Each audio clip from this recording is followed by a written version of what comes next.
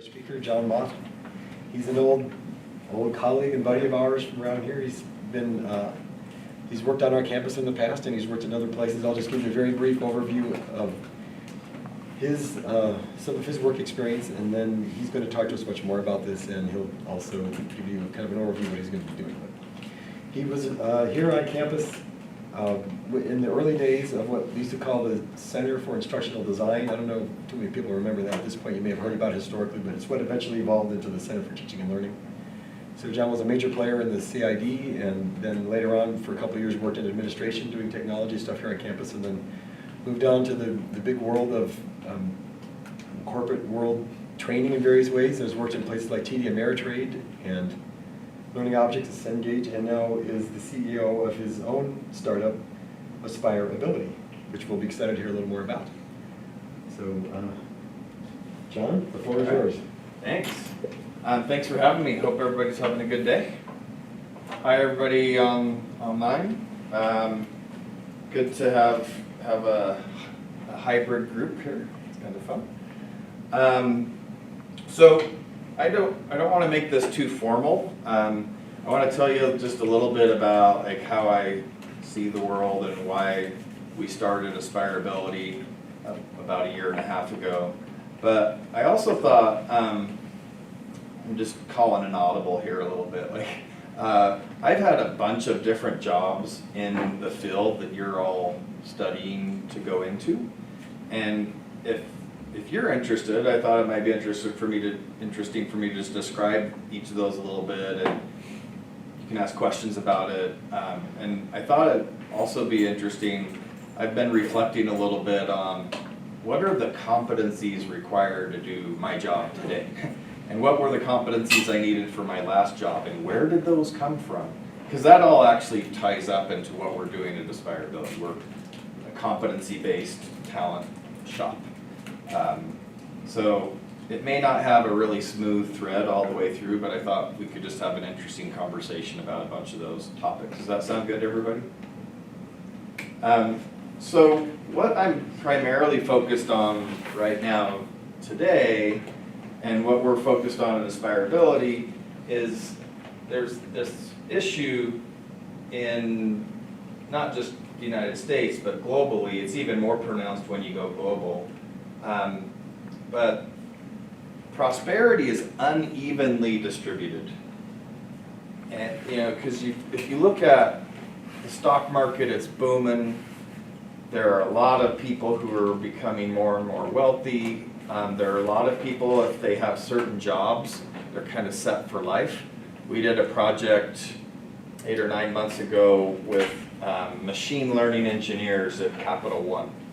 Like, those people have 6-figure jobs for the rest of their lives. They're good, right? But there's a lot of other people who are left behind by the economy, and it's in a whole bunch of different ways. They don't have access to learning experiences. Even if they did, they don't know which ones to engage in order to acquire the jobs or new opportunities they want. So we have a bit of a broken market. So my doctorate is actually in political science, and look at a lot of issues from a public policy perspective, kind of across multiple dimensions of politics and economics and social factors. And if you just kind of take a step back from that and you say, from a public policy standpoint, we would love everybody to be able to rise to the level of their potential and the level of their desire and the level of their motivation. But when there are systemic roadblocks that get in your way, that prevent you from doing that, that becomes a societal public policy problem from my point of view. But it's also an opportunity that we're trying to tackle as a company. And the way we're trying to tackle this is, in our own little way, we're looking at, as you kind of think about, what this looks like in raw data. So the lowest quintile from 1967 to 2016, their wages went up 30%, but $2,800. In that same time frame, the highest quintile went up by almost 100%. they're making another 100 grand more a year. So not only is the percentage growth 3x, but they already started at a much higher level. So this is crazy, right? That kind of disparity. And I don't mean this to be political. I'm not making any political statements. These are just facts, right? There's just a big chunk of our working citizenry that's not progressing, not moving ahead. And part of that, we feel, is that there are a lot of people who have just lost the ability to aspire. That's where we came up with the name Aspirability. There's a lot of people who are making 30, 35, 41 a year. Maybe they're working another job, maybe they're driving Uber. And if you think about cognitive load and cognitive load theory, and you think about somebody in that situation, they're so focused on survival. Like all of their cognitive and mental capacity every day is kind of taken. Like they don't have any left. Like imagine you're working 2 jobs, you got a couple kids in school, trying to figure out if you're gonna make rent, maybe the plumbing's leaking, whatever, right? You don't have the cognitive overhead to aspire. And that just leaves you stuck. It doesn't make you a bad person, doesn't make you lesser, doesn't make you less capable. It just means that for whatever reason, you're kind of stuck. And that's why we see a lot of this stagnation and kind of the structural recurrence of poverty. So we've set ourselves up as a public benefit corporation. I don't know if you know what that means. There's a new kind of corporate structure under the IRS called a public benefit corporation. It's kind of a hybrid between a for-profit corporation and a nonprofit. The most famous one everybody knows about is Tom's, the shoes company. So like every pair they sell, they give one away. So they're not a pure nonprofit. They are a for-profit company, but they have this public benefit that they have stated on their corporate charter. They have somebody on their board that watches out and makes sure they actually do that. So we've set ourselves up the same way. We're a for-profit company, but our public benefit that we're stating that we're going to give back without regard to profit. So this is a part of our effort that's profit neutral. Like we have to at least cover our cost, right? But we're going to do some things to drive upward mobility and diversity. And I'll talk to you about what that means in a second. So our crazy, big, hairy, audacious goal is we want to help 1 million people increase their incomes by 30% or more in the next 5 years. I mentioned my background in politics. I think a lot of the division in our country centers around people feeling angst about being left behind economically, not having the same opportunities as others, looking for scapegoats of who made it so I don't have opportunity, whatever. Well, what if we just gave a whole bunch of people more opportunities? I think that would go a long ways to addressing some of our underlying issues. But you're like, okay, John, that's all fine and good. We can sing Kumbaya. How do you turn that into a business? Well, that's the trick, right? So the way, and I'm going to jump around a little bit here. The way that we think of this is, again, in the context of an incomplete market. Not sure if you remember kind of your Econ 110 days, or if you've had economics in your background. But there's a thing in economics where we talk about market failures, where the free market principles don't work. One example is monopolies, but another example is an incomplete market. And it means that you have buyers and you have sellers, but they can't find each other, and even if they did find each other, the transaction costs would be too high. eBay is a perfect example of solving an incomplete market. Turns out there were millions of people with crap in their houses they wanted to sell, and there were millions of other people who wanted to buy it. But before eBay, they couldn't find each other, at least not on a national scale, and they couldn't work out transaction costs. Well, imagine that in employment. So over here, you've got employers with vacant positions. There are millions of vacant jobs in the United States today.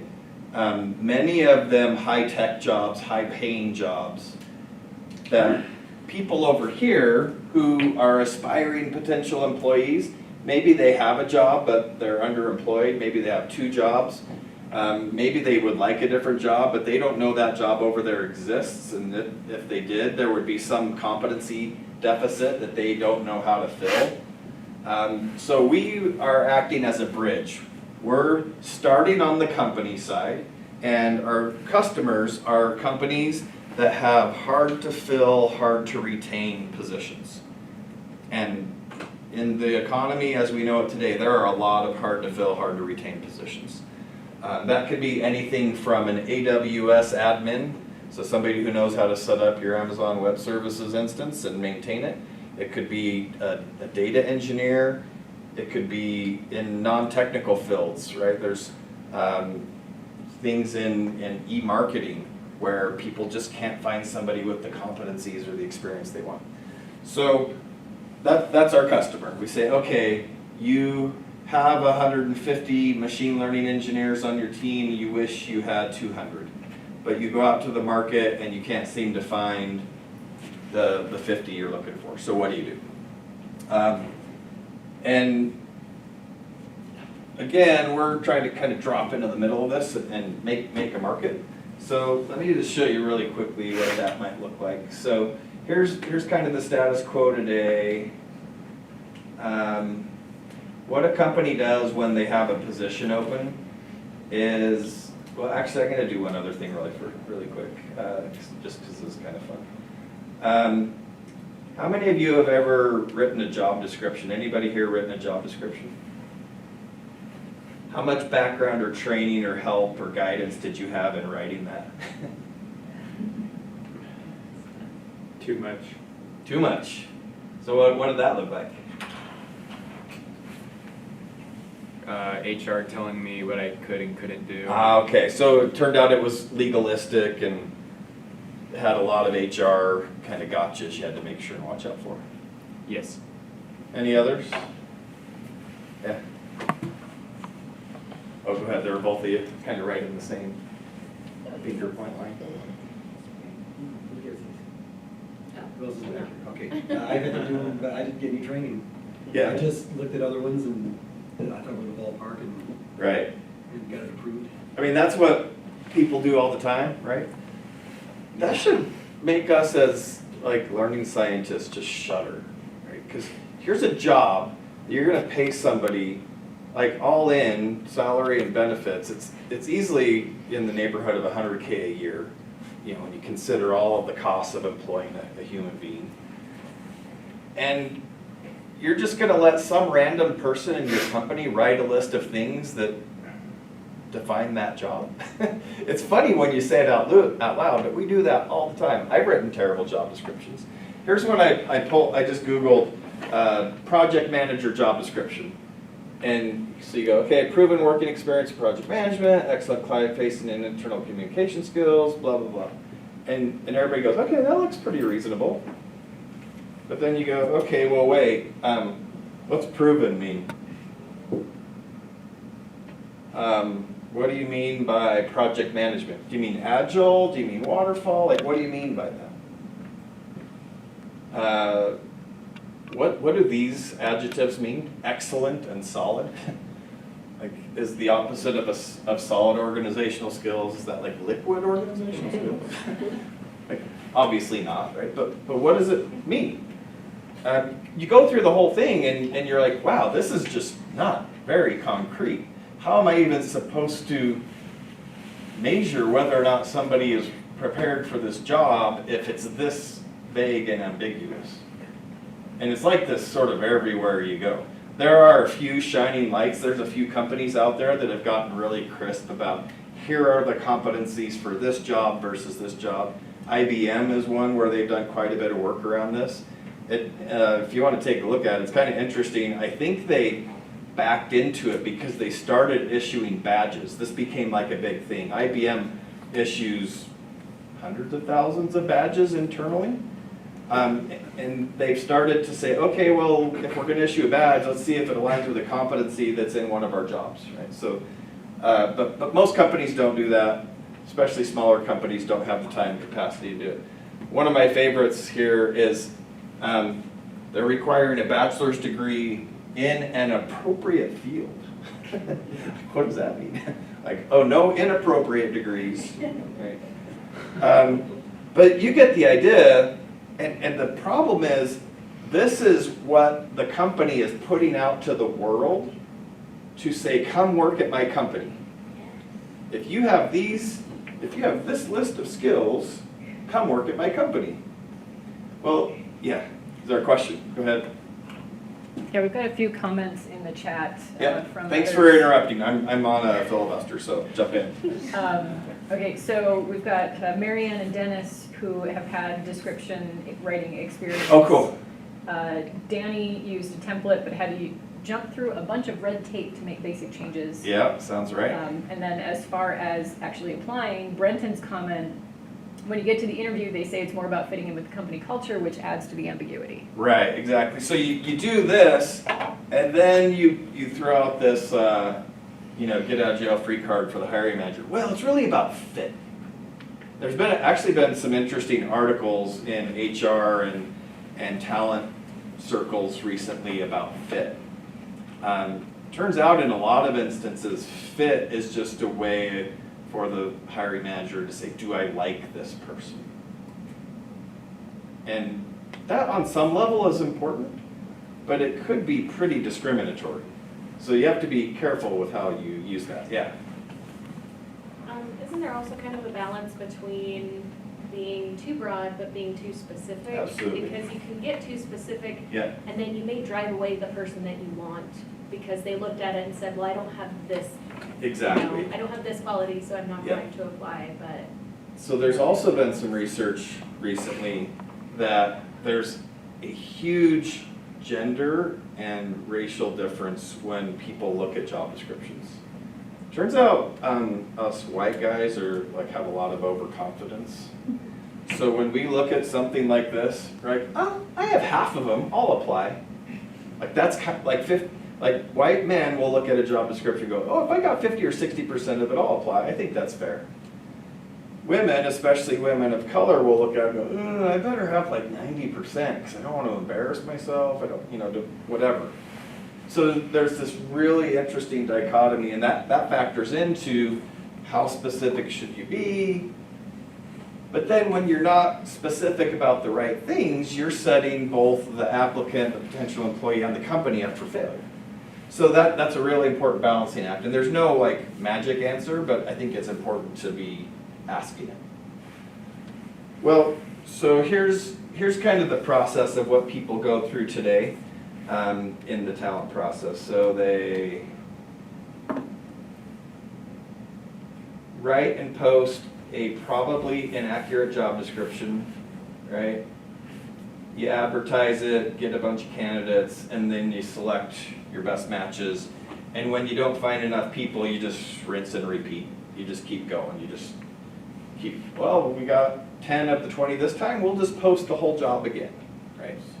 Well, our suggested differentiation is to say, well, instead of a inaccurate job description, we're actually going to help companies create validated competency maps for the jobs. Like, what are the knowledge, skills, abilities actually required to do this job at this company?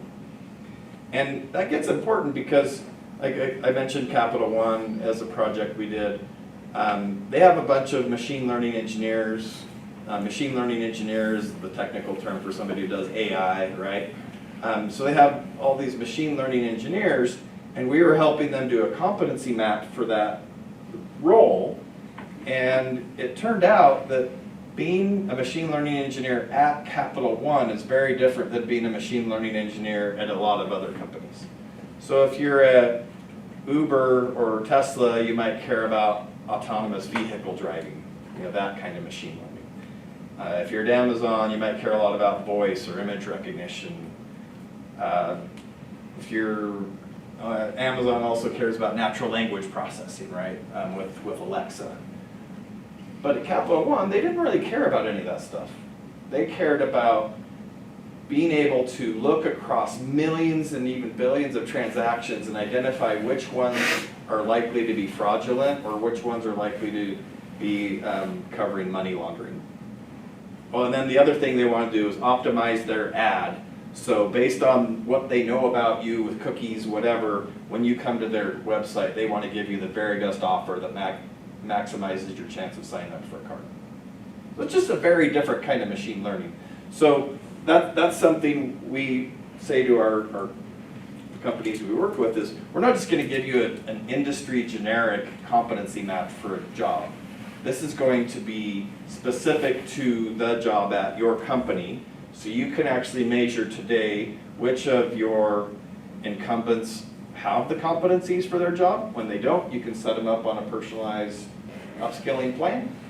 And if you're looking at a candidate, either internal or external, you don't have to make all or nothing decisions. You can say, oh, you have 8 of the 11 competencies. Great, I think I can help you get the other 3 in the first quarter on the job, you're hired. Now I fill the seat, I have a game plan that's objective, it's transparent, we move ahead. So that's in a nutshell what we do. So we have 2 layers of the business model. One is consulting, where we go in and create the competency maps. We create the competency aligned candidate selection process. That's a long way of not using the word assessment, because assessment kind of scares people sometimes. But yeah, so create the competency map, create a way to consistently measure whether or not people have the competencies, and then when they don't, set them up with personalized learning experiences. For those of you, I mean, some of you I know have worked in talent organizations and companies before. For those of you that don't, companies of reasonable size, say 500 to 1,000 or more, tend to have like at least some online learning stuff licensed for all of their employees. Like they'll have a Pluralsight license or an edX license or Coursera or whatever. So oftentimes lack of content is not the problem. In fact, it is the problem. So if you say, hey, you need to get better at, doing complex spreadsheets in Google Sheets, and you go to your learning portal and you look for that, you'll find like 15 things or 20 things or 100 things. What we help the company do on that last phase of personalized learning is curate the 1 or 2 very best things that they already have access to and say, go do these things, maybe even module 6 of this one, right? So kind of that granular mapping. I'll show you just one last thing and then we'll kind of open it up. As we were working on this, and I'll send you guys some of these slides if you're interested. It was accidental that our company initials are AA and that we created a 12-step process. But now we're kind of owning it. Because we have this 12-step process for creating a competency map, creating the assessment framework, creating the personalized upskilling process. So this is the consulting part of the business. We're also building a platform that automates and scales a lot of this. But while we're building the platform, we're bootstrapping our finances, our income, with the consulting revenue. And this is what we do. So that's aspirability, that's what we do. Let me just give you like a 2-minute highlight of like the career path, and then we could just open it up to whatever questions you want. So I went and got my doctorate in political science thinking I was going to be a political science faculty member. Funny things happened along the way. I ended up being one of the first employees at the Center for Instructional Design. They took a chance on me not having any background formally in instructional design or learning science, but they're like, hey, you've taught, you have a doctorate in social science, we have a tough time talking to those people in the Kimball Tower. They don't give us the time of day, but hey, maybe you can, yeah. So anyway, became an instructional designer, eventually became the director of the center, and then my last 3 years here, I was kind of a liaison between the academic vice president and the CIO, because they didn't really speak the same language. The AVP back then was John Tanner. He's a Milton scholar, not super technical. And so I helped create the strategic plan for academic technology for the university and get both sides on the same page. And then went to TD Ameritrade, ran both client-facing education for a while. So this is how do we teach our customers how to be better customers, how to understand their retirement options, and if they want to be more active in managing it, how they would do that in an informed way. Then I flipped and ran learning and development inside of TD Ameritrade for about 3,500 or 2,500 sales and service associates, based mostly in 2 big call centers. And then left and helped launch a new product at a company called Learning Objects. It was a really late phase startup. It was 10 years in, but the old product was dying, so we reinvented a new one. We were acquired 3 years later by Cengage, so I stuck around for a couple years and then started this. So I know that was like a lot, super fast. What do you want to talk about? What's interesting? You want to dig in on the business model? You want to know like what's it like to shift like from completely different careers multiple times? Yeah. Yeah, so we had a gentleman here last week as well who seemed to have a somewhat similar pattern of A checkered past. varied. Yeah. And I'm wondering if that is something in the industry that you've observed is fairly normal, or is that more abnormal? And if you have any comments on that. Yeah, that's a great question. I think in I'll call it our field, like whatever it is, the learning field, like whether it's talent or instructional design or whatever it is that we all do, I think I've seen people do context shifting maybe a little bit more than I've seen in other professions. It's almost like project management. You can bring your set of skills to virtually any context, and you don't have to be the subject matter expert in the context, because that's not what you bring. So I think it is a little bit more common. It's an interesting question. I think there's more opportunity to do that if you want to throughout a career. The trick is like sometimes when you make the context shift, you have to really make the case for yourself. Like, why should I believe that you'll do well over here having spent time over there? Yeah. Oh, in the back. This is a very specific question. Sure. You mentioned you did design and development training for a sales call center, and I was wondering what specific skills and competencies were useful in that. Yeah, we're actually lining up to do another project with a call center for their team managers. So maybe I'll address both. Like for the frontline people, obviously you have to have subject matter knowledge of the product. You can't just rely on the screen prompts. You can't just rely on the knowledge base, or else you're sunk. I'll give you an example. Like at TD Ameritrade, it's a little bit different kind of call center. I believe at the time we still had bachelor's degree required, preferably in finance. And within 6 months on the job, you had to pass the Series 7. So it was a pretty high level of competency requirement to do that job. Because people would call and ask questions about not just the status of their retirement, but they would ask about, hey, I want to make this transaction, am I doing it the right way? And that can involve somebody's entire retirement, right? And there were examples where, I don't know how much you guys know about trading. I learned way more than I ever did, but if you're trading options, the difference between buying a put and selling a put is massive, right? And somebody called in one day and told the customer the wrong information. The customer lost $150,000. Company has to go make that right, have to reimburse that client. So the managing director comes to me and says, hey John, you're the leader of L&D, how did that happen? Like, why did we have somebody on the phones who didn't know the answer to that question? So that's one example.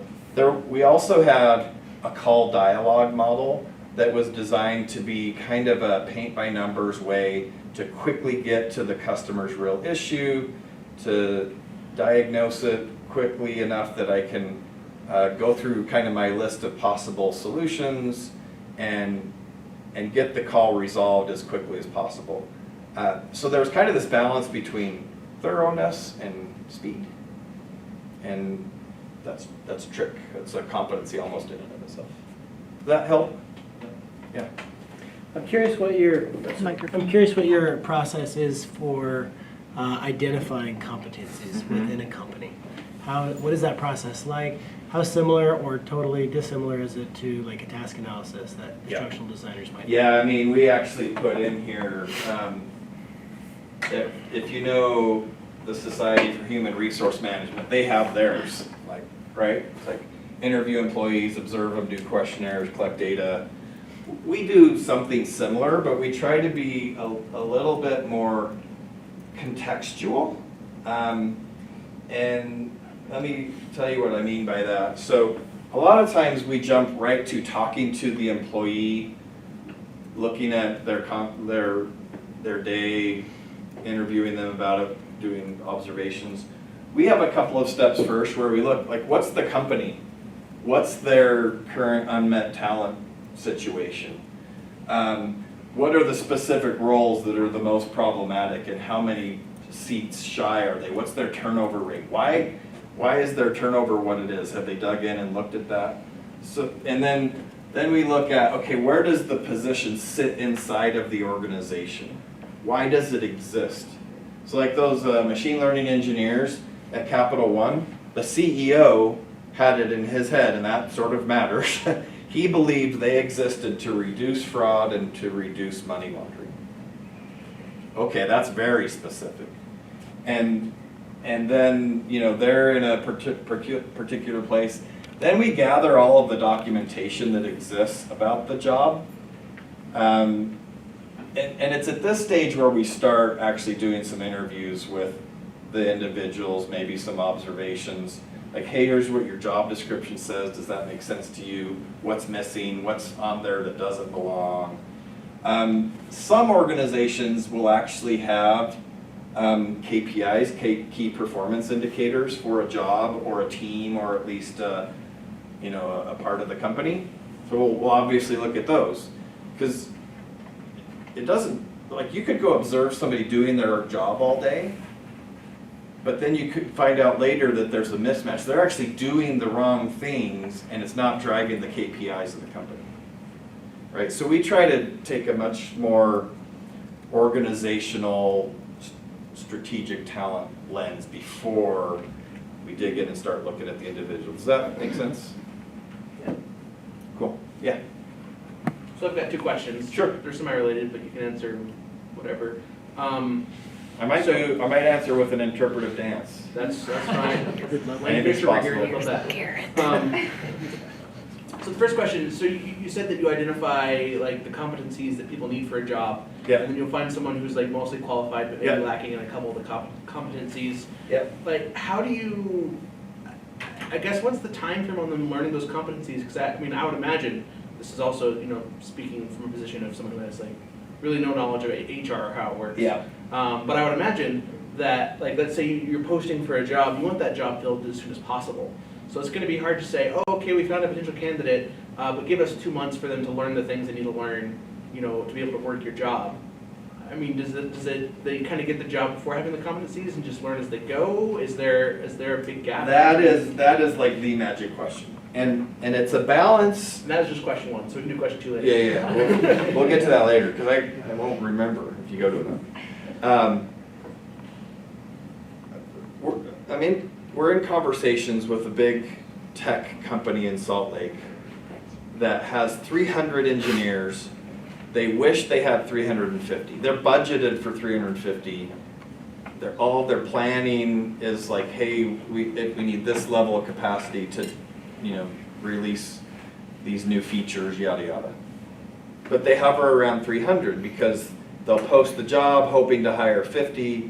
They hire 20. In the meantime, 10 or 15 leave, right? So they just never quite get to 350. I hope this is answering your question, because so now they're feeling like existential risk. Like, our company is throttled.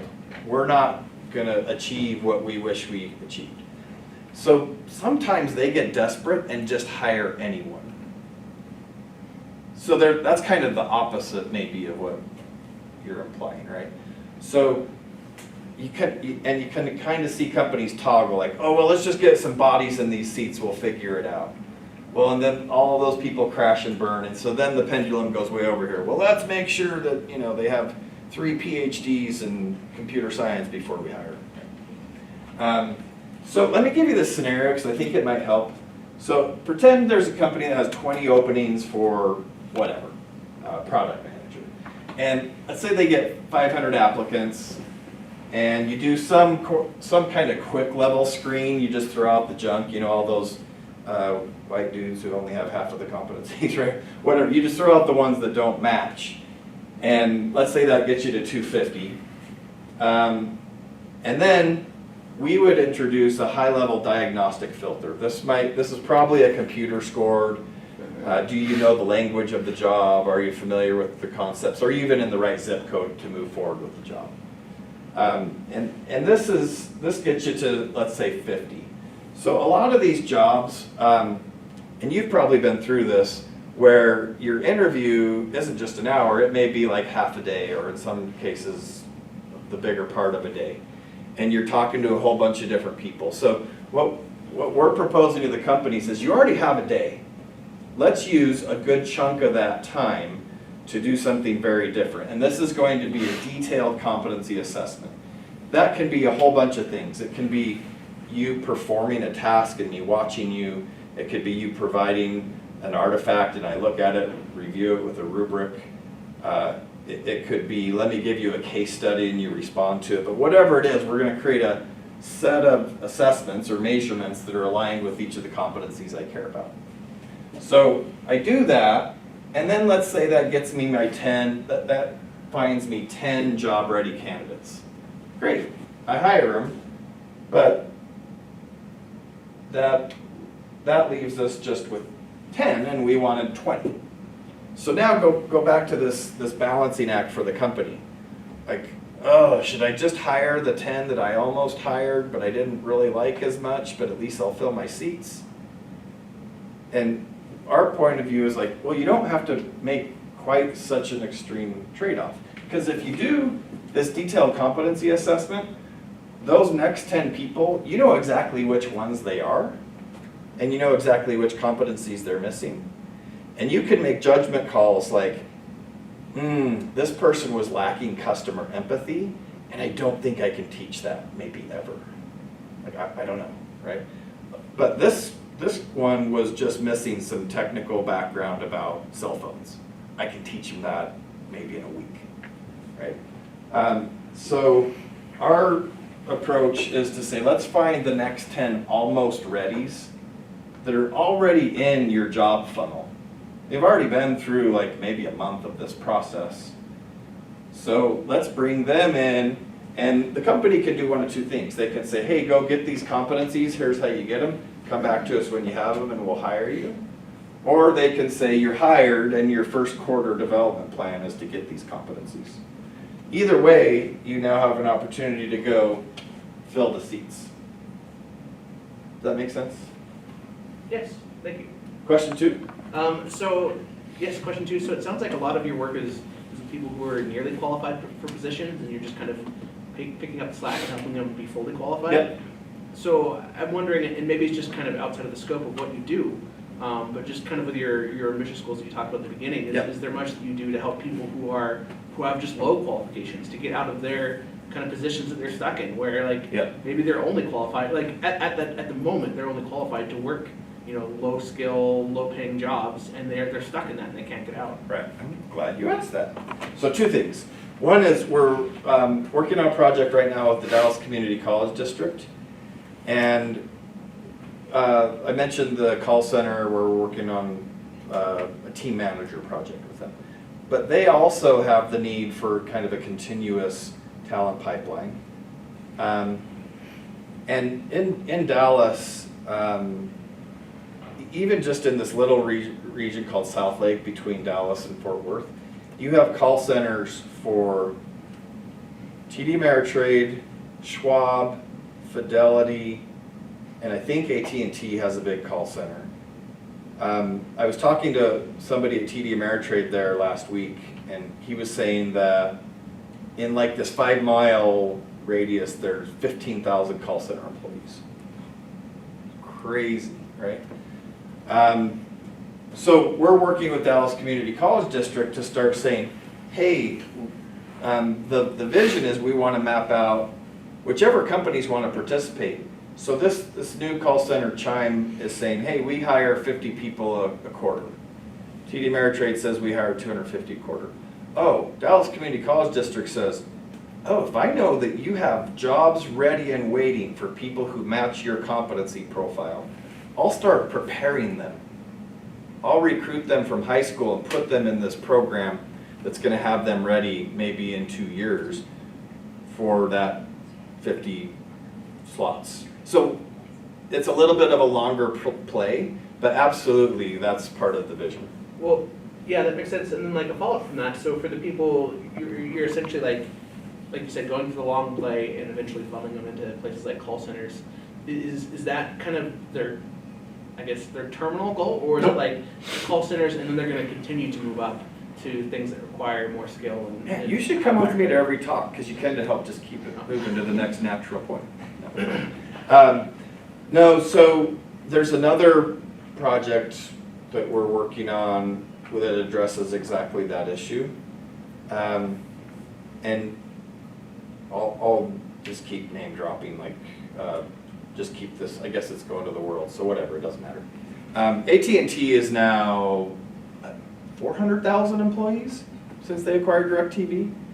It's a country. It's huge. They have pretty good diversity across that 400,000, but a lot of their diversity is concentrated in their retail locations and their call centers. And their corporate mothership is not as diverse. They have recognized this as a problem. We haven't yet started talking to them about this, but the Dallas Community College District is, and we're working on potentially being a part of this. I just don't want to misrepresent where we are in this. But they're saying, hey, what pathways could we build from our retail locations and our call centers into these corporate jobs? You know, if you look at corporate IT, there's a QA team for the products. Wow, the person who's been on the phones for 3 years answering questions about the product might be a really good fit for that, right? So, yes, absolutely. If we ever create ceilings for people in their careers, we're doing it wrong. You might have to lane shift, but yeah, I get what you're saying. Thank you. Yeah. We've got a couple from the Oh, yeah, let's chat. go online. Yeah. From Marianne, and this might be somewhat related to Maku's questions. She says, what are your recommendations for entities, companies, resources to get potential employees ready for open positions for the companies you're working with? Who can help the individuals meet this halfway? So how do you go out and get kind of a population of people ready to come into the jobs? Or am I talking about how do the companies? Sorry, I guess I don't understand the question. Marianne, can you help me out? Maybe you could unmute yourself? Could we try that? I think she's typing. Okay. Who are the entities bridging the gap? So that gets back to this, like, what's the personalized upskilling plan? Where does the learning material come from? Where are the learning experiences? I kind of hand waved across that. A lot of times there are already materials built inside the company for a lot of the specific skills they need. Especially things like how to work on our platform or how to follow our process for blah, right? So the L&D teams have often built that stuff, and it may be ready and suited for somebody who needs that competency. They may also have a lot of stuff licensed, but there are definitely going to be gaps. And that's why, so like in the Dallas context, we're bringing in Dallas Community College District to say, hey, would you be ready and willing to build learning resources, materials, experiences if we identify gaps? And they've said absolutely. So we're not going to be a development shop, but we look for partners who would. Okay. I think that answered the question. Well, we'll see from Marianne if she has Yeah. anything to follow up. Give me a 1 through a 10. Okay, Danny says, I may have missed this, but what can you do to help companies that struggle to get any applicants for Ooh. positions? Well, that I guess again would go back to if you're working with an academic institution to prepare a pipeline of people. Again, it's a little bit longer play, but that would be an angle I would look at there. Is there an academic institution in the neighborhood of that company that would be willing to partner with them? And we could help bridge the gap between the two. Okay, and then I think this will have to be our last question. Okay. Dennis asks, what kind of measures are in place to keep the job from going away before someone is finished acquiring the competency?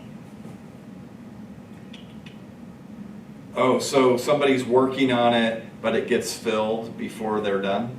Or the job closes maybe, like as in the job doesn't exist anymore. Like you had a call center that had 15 employees, but now you're limiting it to only 10. Yeah, and there's a lot of technical stuff we could get in there around applicant tracking systems and what's the ERP saying as far as how many jobs are open. I would say we would just stay on top of that through the consulting process with the company to make sure they're not setting up false expectations. This is especially true for internal bench strength development programs.